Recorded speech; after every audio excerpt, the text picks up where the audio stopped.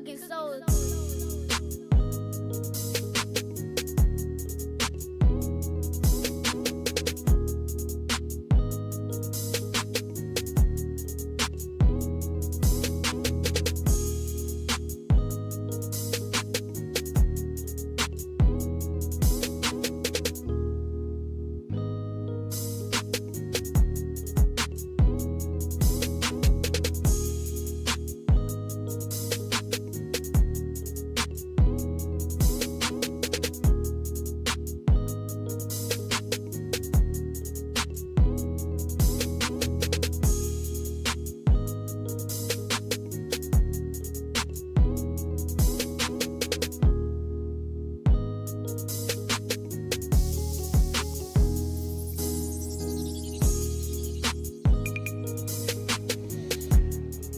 Well, good morning once again from Guadalajara Country Club as we get you all set for final round coverage here from the Collegiate Invitational on Babygrande Golf. Nick Gismondi alongside my partner all week long, Sara Diaz. Well, it's another terrible day in Mexico. It's rinse and repeat here. It reminds me of my days living in Southern California. Yes, muy buenos días a todos. Hello, everybody. I know, it is a little bit cooler today. It is. Nick, we saw that yesterday. It got really warm. The wind picked up, but we've been sitting upstairs in our offices where the door is open, and we felt like everybody commented on the fact that it's a little bit chillier this morning. A little bit more windy. Temperatures are different, so this golf course going to play a little bit different because what we haven't maybe touched on enough, it is that jungly feeling here in the west of Mexico, and these conditions change this golf course exponentially throughout the entire day. Is there an advantage to being early or late? Yes, absolutely. Scores, I just saw on the stats sheet that on average it was 74.86. That was the average score yesterday.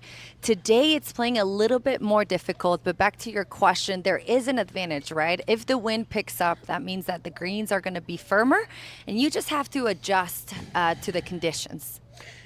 Today's coverage is going to pick up right around the start of that third round, which is 18 holes of golf. We'll have that for you just to kind of sort of lay out our coverage plan for you so that you know what's happening before we get into the details. We do have a lot of fluctuation on the leaderboard right now. We'll get to that in just a moment. Myself will be with the lead groups, so the lead players for the teams that are leading right now. Sarah's going to start hanging out on hole number 4 so that we catch a breath of the action, and then we'll also have a camera hanging out with the individual leader as well to keep you updates on that situation as it progresses throughout the day. We're going to go into a little bit more detail about where those leaders are at right now. But first, let's take a look at hole number 4, the par 3, where we were most of the day yesterday. This is where Sarah's going to be today. It seems like a simple hole at only 139 yards, but it's a tricky one. It is. It's the shortest par 3 on the course, and you should really take advantage of this opportunity. There were some birdies yesterday because then you have the difficult stretches of the par 4s that it's 5, 6, and 7, right? I believe 5, 6. So shortest par 4, but it's a great opportunity if the parents are watching, friends are watching, because we're going to go through all the holes that are coming in. Yeah, it should be entertaining. We saw a lot of birdies in round number 2's pin placement yesterday. The round 3 pin placement on hole number 4, the par 3, going to be a little trickier. And you see the wind is picking up. The wind is definitely picking up a little bit here in this little corridor that we find ourselves in at the top of Guadalajara Country Club here. Would you think about strategically attacking a golf course? And we talked about this a little bit yesterday. You went into it a little bit there, but for a tucked pin placement with water and sand on the easiest par 3 on the golf course, what's the message? Is it be aggressive, go, push? It really just depends, right? Because pin placements are going to tempt you to make a bold move, but it's always better to go to the center of the green. I think birdies will come to you. We saw Carmen Lim from University of Washington play really steady, and I think, she played really safe, really conservative. She shot a bogey-free 67 yesterday, and you got to let the birdies come to you, right? And then keep the big mistakes out. All right. We'll keep an eye on that par 3 for much of the day. Sarah will be moving around and then joining up with me as we get to the lead groups. And now it's time to talk about that.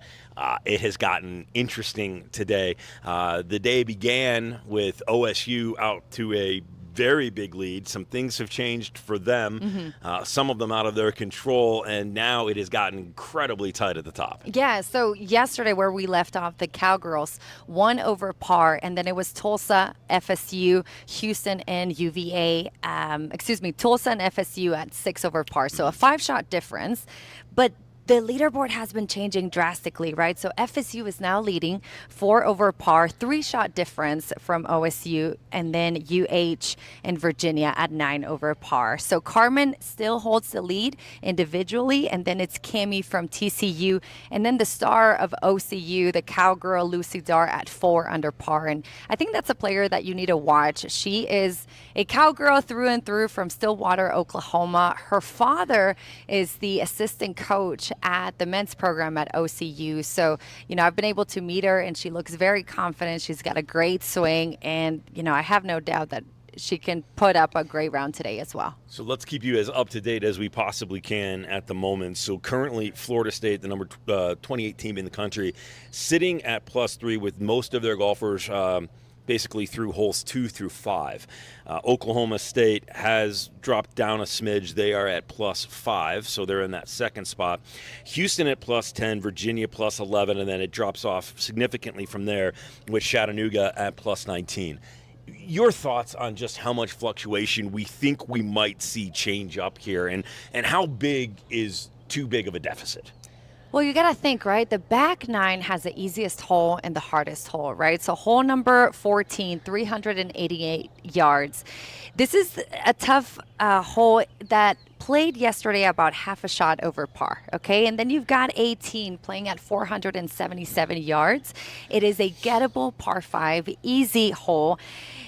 A true birdie chance, if you feel like your game is on fire, you can be pretty aggressive, and you might be able to make a late move. So, it all depends on the conditions, Nick. It depends how comfortable the girls are feeling out there, but I think there's going to be some movement. So, Moa was a player that we saw yesterday, was also leading at one point. She's the Swedish player, tall player from University of Houston. She's a great ball striker. She's another one to keep an eye on. And, we'll see between Cammie, Moa, Lucy, and Carmen. It'll be interesting to watch. Yeah, and taking a look a little deeper here at Florida State today, their team is playing fantastic. Just today, and these are, again, today's scores, not their total. Pudas Remlar is 2 under. Gazzoli is 1 under. Pedrick is 1 under, Nakatani is 1 under, and Fulbrook currently sits at 1 under. Fulbrook is 3 under for the tournament. Yeah. So everybody firing right now on Florida State. 3 out of their 5 girls birdied hole number 1 today. And if you're getting a push like that, I think it's just about managing that. And I know that Coach Amy Bond is actively involved with her players, and that's one thing that I noticed when we had a chance to hang out with her on the practice round. And I'm sure most coaches do this, but I'll pump Amy Bond's tires for just a moment. She literally has, in her yardage book, a distance and a club selection for every one of her players in every situation on the golf course. Yeah. You gotta learn how each player, what their game is, what their strengths are, right? And Amy Bond has been with FSU for some years. She herself was a great player. This is a program that has been built on consistency, and they've been very successful. Last year, they won 7 tournaments. They won the conference championship. They were nationally ranked. Amy Bond won ACC Player of the Year, I believe. Yeah, and then they had the 2 top amateurs. So now they have a younger team, but they did have a couple of sophomores watch the performance of the top 2 amateurs when they were part of the team last year. So they do remember this golf course. They need a little bit more experience, but you see it from the leaderboard that they're on fire. Well, and keep in mind that FSU has won this event in back-to-back years. So they come in here looking for the three-peat. They like this golf course. course. They love the staff. In fact, I'll say it during the broadcast, but I'll read you Amy Bond's quote about Guadalajara Country Club. We love the staff and the people at GCC. They're so welcoming and make us all feel so special. It's a unique tournament and one that we have made a staple on our schedule. We have won the last 2 years back to back, and it's a highlight in our program.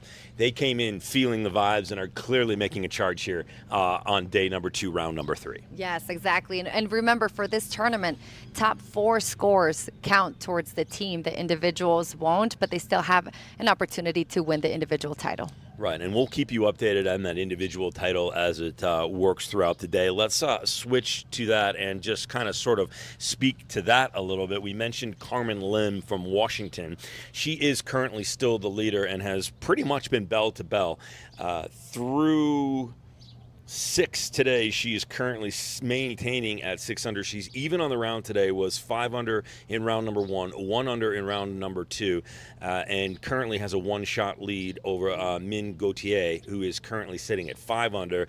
But Lucy Dar from Oklahoma State, down the position, is currently at 4 under, and Sven Skold from Houston is currently sitting at 3 under with Fulbrook. And then it's pretty tight from there on out. 2 players at 2 under, 2 at 1 under, and another at even. Yeah, Lucy had a great round yesterday, shooting 69. She was able to finish her round with an eagle and then went off to birdie 3 holes consecutively, number 2, 3, and 4. So, like I said, keep an eye on her. Eagle. But is that a term in golf? Maybe you use that? What do you do on the scorecard with that? Is that like 2 circles? Yeah, 2 circles. Yeah, it's been a long YouTube, time since I had one of those on the scorecard. I'm at this point I'm a pray for par kind of guy. So par is a good score for me. And that does bring up an interesting point. Eagles, not too many of them out here on this golf course. Pars are a good score on this course, and I think that's one of the things that a lot of the women kind of talked me through when we were doing some of our hang on a holes was that, hey, listen, par's a good score here. Yeah, exactly. Look, let me just give you a little bit of a summary of the course that we have. So the hardest holes, like we said, hole number 14 is a par 4, playing 388. The easiest 18, but another hard hole is 13. So you have to think you've got a couple of hard holes in the back 9, 13, 14, and then you have the opportunity to really shine with 17 and 18, both par 3 and par 5. It's a gettable golf course, but it's a golf course that also challenges you. The other thing we'll say before we button up and head out for our coverage is that this is a tricky course in the sense that you can't just step up to every tee box and hit driver. There's a lot of 3-woods. There's a lot of hybrids. Number 10 behind us, a shorter par 4 that's downhill. You could take it on and try to catch that speed slot if you really wanted to, but I've seen most players, and today we had some bonus coverage this morning. By all means, go back and check it out on our YouTube page and on babygrandegolf.com. Most players are hitting iron off of the tee strategically. Yeah, off of the tee, you're going to thread a lot of obstacles and a lot of holes, but the risk is worth the reward, right? So it's a course that you have to keep thinking as you play it. The conditions change, and you have to be very strategic about where to position the ball so it can best serve you. It's going to be a very interesting day. It's going to be a very long day, but most importantly, it's going to be a very fun day. Sara and I and our amazing team here in Guadalajara, Mexico, have you covered. Make sure you stay with us on Baby Grand. Our coverage picks up in just a little under a half an hour from now. Again, we'll have coverage from hole number 4. We'll have coverage of the leaders, both team and individual, and you can expect some great features throughout our coverage today as well.